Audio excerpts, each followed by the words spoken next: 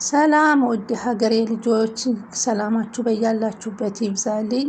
እንግዲህ ዛሬ ተወዳጁና አስተማሪውን የአደይ ሰራተኛዋ አደይን ይዤላችሁ ቀርብ ያለውን አደይ በዛሬው ፓርት ምን ገጠማት? እንግዲህ ወደ ገጠር ወደ ቤተሰቦቿ እንደሄደች እናውቃለን። ሆኖም ግን ከሄደች በኋላ ያሰበችው ሳይሆን ያላሰበችው ነገር ነው የገጠማት። እንዲሁም ዴቭና ዶክተሩ ለምን ተደባደቡ?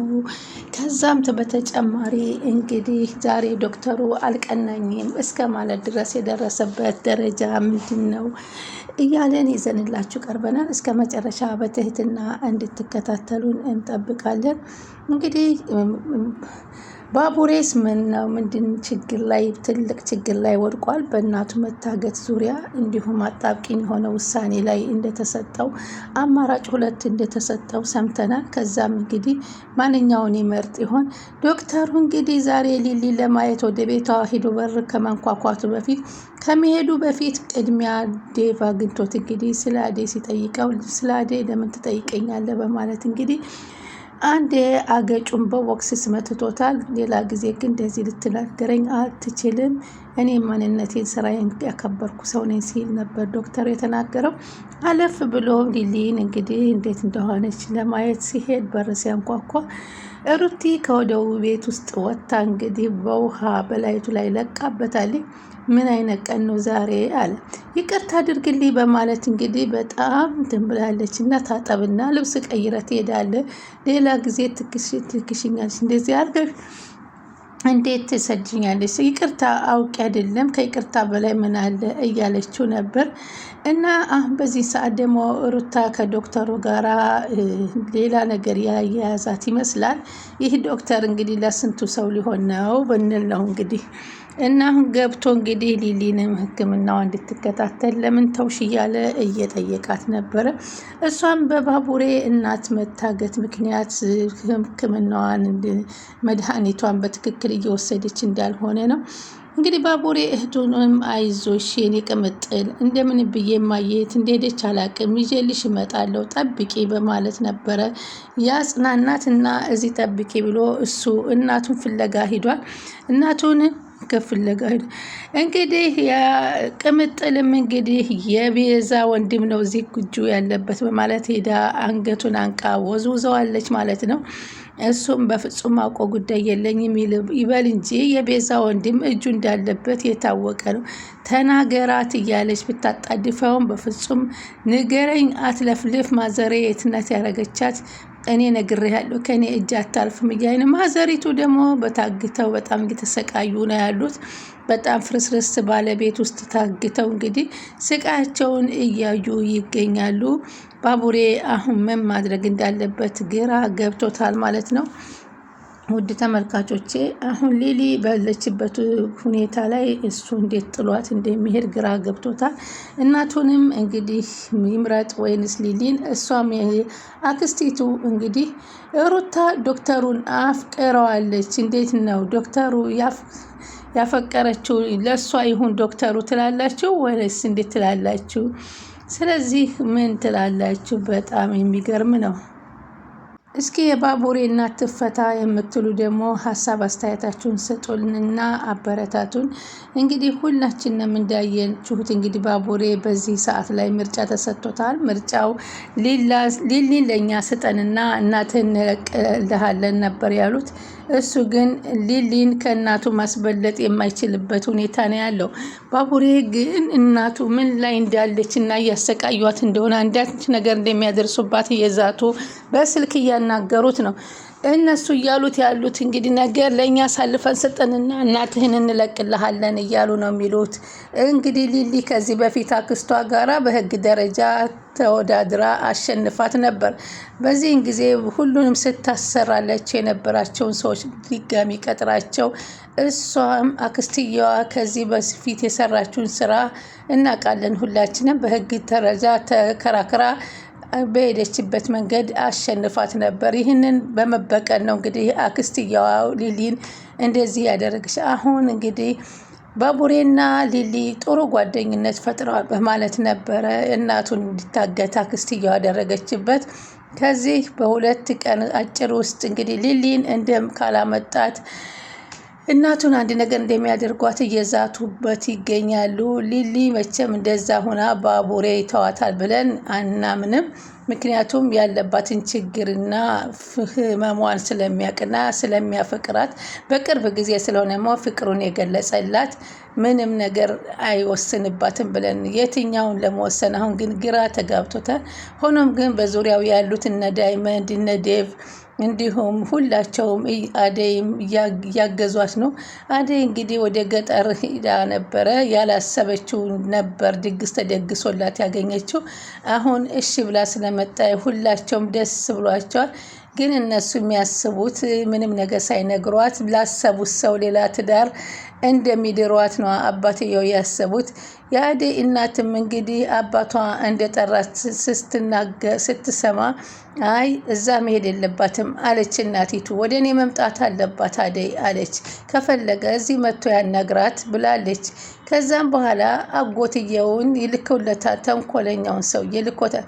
አደይን ይዘሃትና በማለት እዚህ ቤት ውስጥ እንግዲህ እናስቀምጣትና ቤት ሰርጉ እስከሚደርስ ድረስ እዚሁ ተቀምጣ የትም እንዳትንቀሳቀስ እንደለመደችው ኮብላ ወደ ከተማ እንዳትሄድ እያሉ እየዶለቱባት ነው።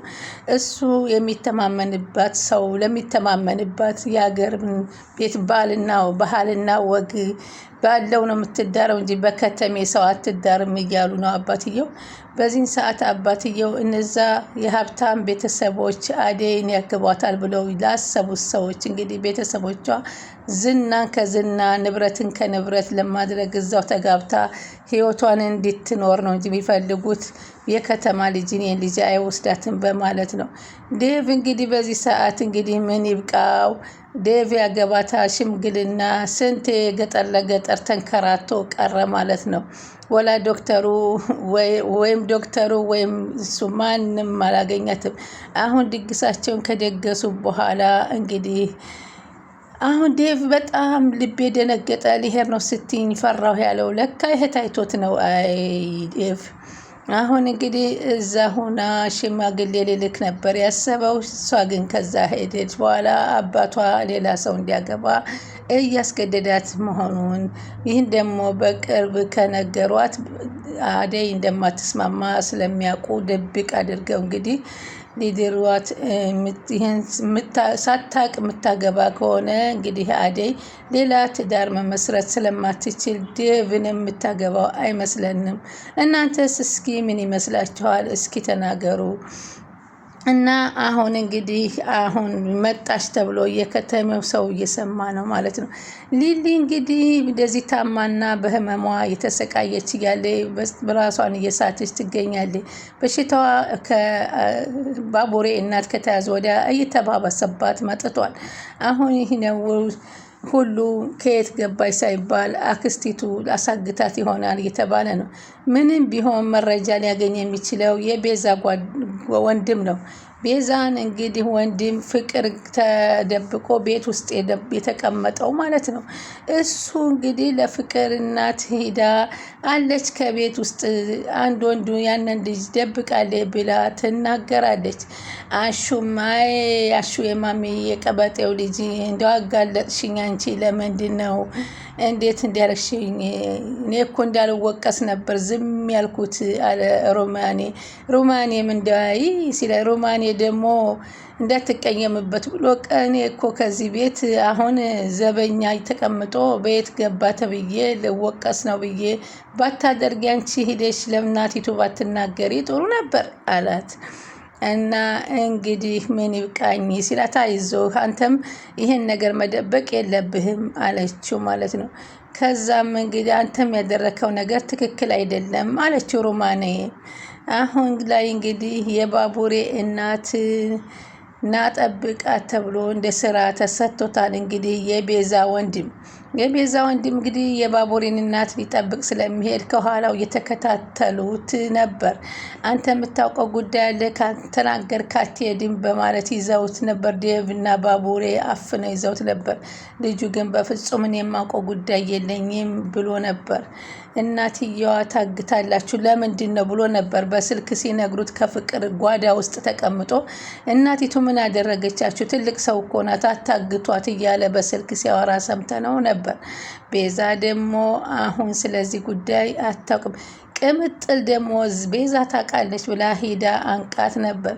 ሁላቸውም እያጣሩ እየተከታተሉ መጨረሻ የቤዛ ወንድም ስለሚያውቀው ይህን ነገር ቤዛ ደግሞ ስለ ወንድሟ የምታጣራ ከሆነ ስራው የት እየሰራ እንደው ካወቀች እነ ቅምጥል እንግዲህ ከኋላዋ ከተከታተሏት የባቡሬን እናት በቅርብ የሚደርሱባት ይሆናል።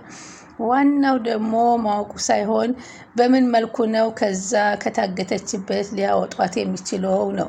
ባቡሬ ግን የት እንዳሉ ካወቀ እሱ ከዛ በፊት ሲሰራ ስለነበረ ያኔ ስራ ስትሰጠው የነበረው አክስትየዋ ስለነበረች ደካማ ጎኗና የት እንደምታድር ሰውን የት እንደምታስቀምጥ ሁሉ ስለሚያውቅ ሁሉን ነገር ብቻ ቦታውን እስከሚያውቅ ነበረ የሚፈልገው። እነዛን ሰዎች ደግሞ አግኝቶ ነግሬያቸዋለሁ፣ የኔ እናት ናት እናንተ ጋር ያለችው፣ አንድ ነገር ካደረጋችኋት አሳያችኋለሁ ብሎ አስፈራራቸው። እነሱም እንግዲህ ሊሊ ወደ አክስቷ መውሰድ አለብኝ፣ ሊሊም ውሰደኝ ወደ አክስቴ፣ ምንድን ነው የምትፈልገው ከኔ? ያንተ እናት መታገት የለባትም በእኔ ምክንያት፣ እኔን አቅርበኝና በህግ ነው አሸንፊያታለሁ፣ ምን ትፈልጋለች እያለች ትገኛለች። አሳልፎ ለመስጠት ደግሞ እሱ ፍቃደኛ አይደለም ማለት ነው። ሀኒም አደይ መጣች ስትባል ምን ነው ዛሬስ ጓደኞችሽ ስትድሪ ሸብረብ ስትያል ነበር፣ ምን ነው የእህትሽን ሰርግ ችላሽ እያላት ነበር። እንግዲህ የገጠሩ ጓደኛዋ እሷም ወሬ አታብዛ ባክህ እያለች ነው። እነ ሮማንያ እና እነ ሄለን ነበሩ ጥለውሽ ወደ ከተማ ገቡ፣ ምን ይብቃሽ እያላት ነው። ስለምትከታተሉኝ ከልብ አመሰግናለሁ።